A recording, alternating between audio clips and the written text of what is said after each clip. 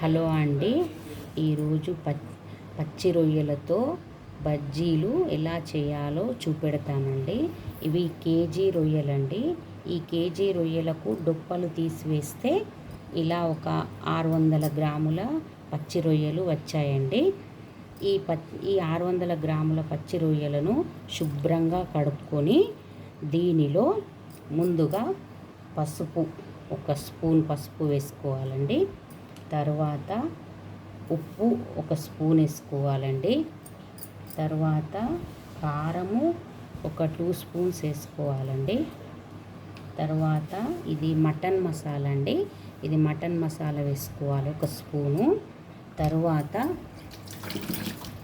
తర్వాత కొద్దిగా తినే సోడా కూడా వేసుకోవాలి, ఎందుకంటే మనం బజ్జీలు చేస్తున్నాం కదండి, అది వేసుకోవాలి.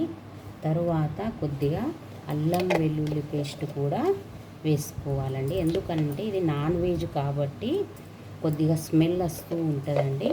అందుకని మనం ఒక 2 స్పూన్ల అల్లం వెల్లుల్లి పేస్ట్ వేసుకోవాలి. దీనిని మంచిగా నీట్గా కలుపుకోవాలండి. ఇలా కలుపుకొని ఒక 10-15 నిమిషాలు వదిలిపెట్టాలండి. ఇది మ్యాగ్నేట్ అయ్యే వరకు మంచిగా నీట్గా దీనికి అంత మసాలా పట్టే వరకు మంచిగా పట్టి ఇలా పెట్టుకోవాలండి. ఇది ఇలా తినడం వల్ల చిన్నపిల్లలు కూడా మారం చేయకుండా, మేము కొంతమంది చిన్నపిల్లలు నాన్ వెజ్ తినరు కదండి, ఇలా చేసి పెడితే వాళ్ళకి స్నాక్ ఐటెం లాగా మంచిగా తింటారండి. చాలా సంతోషంగా తింటారు. వాళ్ళకు న్యూట్రిషన్స్ కూడా మంచిగా పెరుగుతాయి బాడీలో. అందుకని ఇలాంటివి మనం అప్పుడప్పుడు చేస్తూ పిల్లలకు, పెద్దవాళ్ళకు కూడా, మన ఇంట్లో చిన్న పిల్లలు ఉంటారు కదా, వాళ్ళకు కూడా, పెద్దవాళ్ళకు కూడా పెట్టాలండి. తరువాత ఇది కలిపింది పక్కన పెట్టేసుకొని ఇప్పుడు శనగపిండిలో కొద్దిగా తినే సోడా, తరువాత కొద్దిగా సాల్ట్, దాంట్లో కూడా వేసాం కాబట్టి కొద్దిగా వేసుకోవాలండి. లైట్గా తినే సోడా వేసుకోవాలండి. లైట్గా కారం, ఎందుకంటే పైన పొర చప్పగా ఉండకుండా కొద్దిగా కారం వేసుకొని మంచిగా కలుపుకోవాలండి. ఇందులో కొన్నిగా వాటర్ వేస్తూ మంచిగా బజ్జీల పిండిలాగా కలుపుకోవాలండి. ఇది మంచిగా కలిపి ఒక 5-10 నిమిషాలు మంచి శుభ్రంగా పక్కన పెట్టేసుకుంటే ఒక 5-10 నిమిషాల తర్వాత అవి రొయ్యలు కూడా చక్కగా నాని ఉంటాయి కాబట్టి మసాలాతోని, అలాగే బజ్జీ పిండి కూడా నాని ఉంటుంది కాబట్టి ఇవి రెండూ కలిపి మనం వేడివేడిగా వేసుకుంటే చాలా బాగుంటుందండి. మంచి వాల్యూస్ వస్తాయి, మనకు కూడా న్యూట్రిషన్ వాల్యూస్ మంచి పెరుగుతాయి బాడీలో.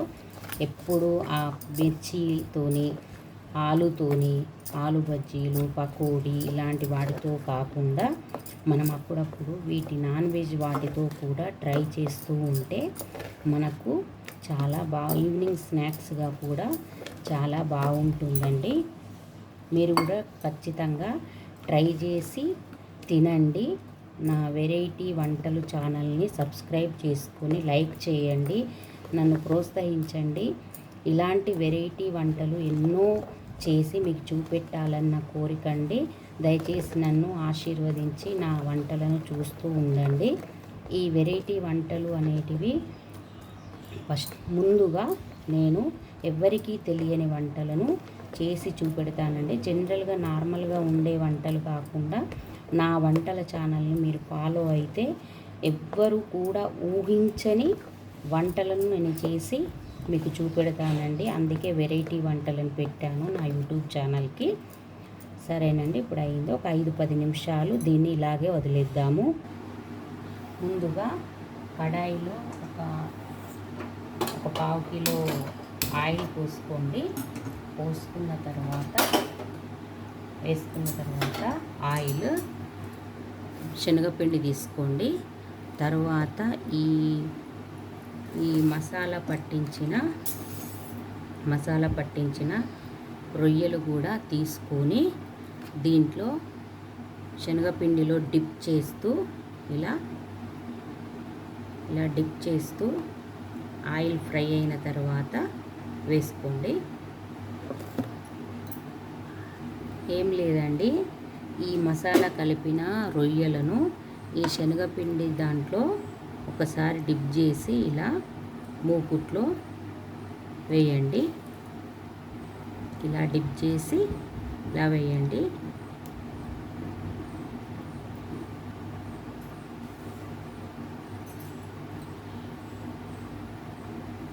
ఇలా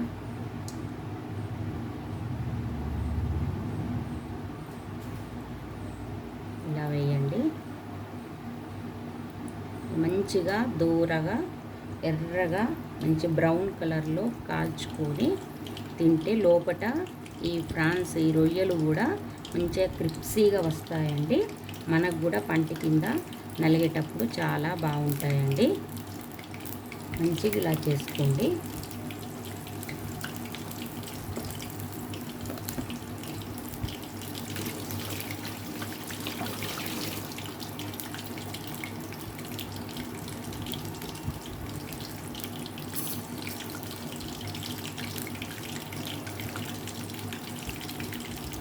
మంచిగా ఎర్రగా కాల్చుకోండి.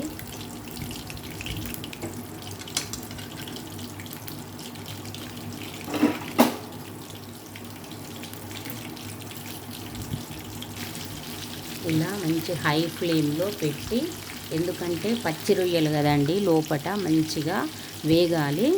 వేగి క్రిస్పీగా తయారు కావాలంటే కొంచెం హైలో పెట్టేసుకొని చేయాలండి. ఇలా చేస్తే ఇలా చూడండి, మంచిగా ఇలా జరుగుతున్నవి కూడా మంచిగా కాలనివ్వండి. దాంట్లో ఆయిల్లో మంచిగా ఫ్రై అయితే అవి తర్వాత లైట్గా కట్ చేసి మసాలా వేసి మనం ఉల్లిగడ్డలు పచ్చిమిర్చి అవన్నీ వేసుకుంటే చాలా బాగుంటుందండి. ఇలా ఎర్రగా కాల్చుకొని ఇలా మళ్ళీ ఇలా చేయండి. ఇలా చేస్తే అది మంచిగా లోపల ఎర్రగా కాలుతుందండి. ఇలా చేసిన బజ్జీలు చాలా టేస్టీగా ఉంటాయండి. దీని మీద ఇది మంచిగా ఎర్రగా కాలిన తర్వాత మంచిగా కట్ చేసుకొని ఉల్లిపాయలు, కొత్తిమీర, ధనియా పొడి, కొద్దిగా లైట్గా కారము ఇలాంటివన్నీ వేసుకొని తినాలండి.